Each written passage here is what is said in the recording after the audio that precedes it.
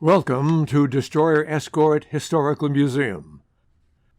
Here you will explore the pivotal role played by a unique class of warship, the Destroyer Escort, and learn about the sailors who manned them to achieve ultimate victory during the Second World War. The rise of fascism in Germany and Japan and Italy during the 1930s was accompanied by a level of brutal genocide without parallel in modern history. The conquest of Europe by Nazi Germany and of China and the Pacific nations by Japan presented a grave threat to democracy, and destroyer escorts played a key role in countering that threat. By 1940, England stood alone as the last bastion of freedom in Europe against fascist tyranny. Hitler systematically annihilated the Jews in a series of extermination camps spread across his new empire and imprisoned any who would oppose him in his brutal concentration camps. The Holocaust was an evil scourge upon Europe. Never before had the forces of good and evil been so clearly defined. In order to stop Hitler's oppression, it was imperative that England be given the supplies and arms they needed to continue the fight. As an island nation, England was completely dependent upon the sea and ships to receive the food, supplies, and munitions she needed. In America, President Franklin Delano Roosevelt recognized their need and understood the severity of the situation.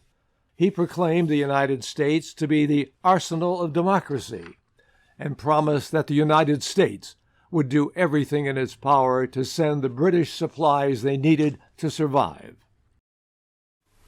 They ask us for the implements of war, the planes, the tanks, the guns, the freighters, which will enable them to fight for their liberty and our security. We have furnished the British great material support, and we will furnish far more in the future. Hitler was well aware of the plight of the British and recognized that their only hope lay with American merchant ships crossing the Atlantic. He knew that if his navy could sever the lifeline of ships, the British would starve and be forced to surrender. To accomplish this goal, Hitler deployed a fleet of submarines called U-boats to sink any Allied ships that crossed their paths. The U-boats became so effective that they began to sink ships faster than the Allied powers could build them.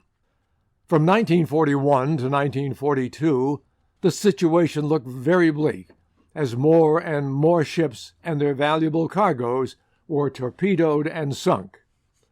The Battle of the Atlantic proved to be the longest and most costly battle of World War II. The fate of the world and the fate of freedom itself depended on the outcome of this great battle. To counter the U-boat threat, Allied merchants began to travel in large convoys protected by escort vessels with submarine detection equipment and depth charges to attack the U-boats. The Japanese attack on Pearl Harbor on December 7, 1941, brought the United States fully into war. American industry accelerated production and began to produce an outpouring of ammunitions, aircraft, and ships, the likes of which the world had never seen. American naval architects quickly developed a new type of warship called the destroyer escort to finally solve the problem of escorting convoys and protect the merchant ships from the threat of Nazi woolpacks. These ships were designed to be scaled-down destroyers, built with half the speed and for half the cost of destroyers. Very maneuverable, their weapons and sensors were designed specifically to find and sink submarines. Their crews were mostly made up of naval reservists, officers, and sailors, barely out of their teens, who were trained at a special school in Miami following their basic training. As these new ships began to enter the fight in the latter half of 1943 and 1944, the tide finally began to turn against the U-boats. Coupled with the mass production of Liberty and Victory cargo ships, radio intelligence, and the use of long-range patrol aircraft, U-boats were now being sunk faster than the Nazis could build them. In addition to protecting the convoys, destroyer escorts began to operate with small escort carriers in hunter-killer groups to hunt down and sink U-boats located through radio intelligence. As the United States Navy fought their way through the Pacific during the island-hopping campaign, destroyer escorts were there to protect the troop ships by sinking Japanese submarines and shooting down enemy aircraft. During the Battle of Samar, destroyer escorts supported the invasion fleet and found themselves unexpectedly facing the main Japanese battle fleet. Over the course of 4 hours, destroyer escorts were forced to battle a much larger fleet, despite being heavily outgunned.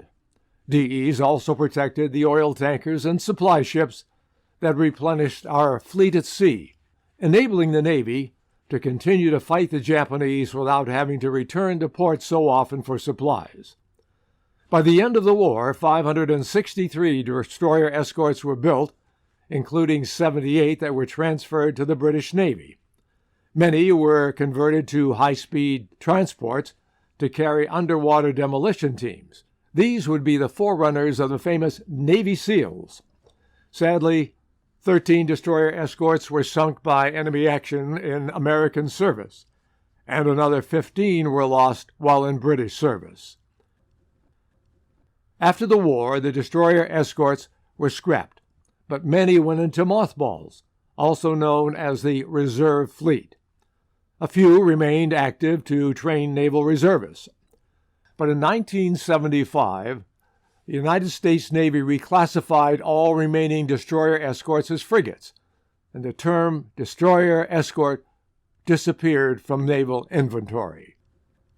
Although often forgotten about in the pages of history, the destroyer escorts of World War II performed exceptionally well and played a vital role in securing victory for the Allies.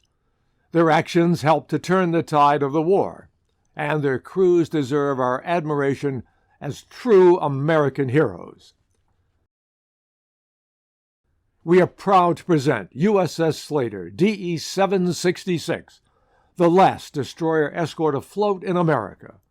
Meticulously restored to her 1945 configuration by hard-working volunteers, she survives today as a tribute to the sailors who took DEs into harm's way, to the important mission they performed, and the countless lives they saved.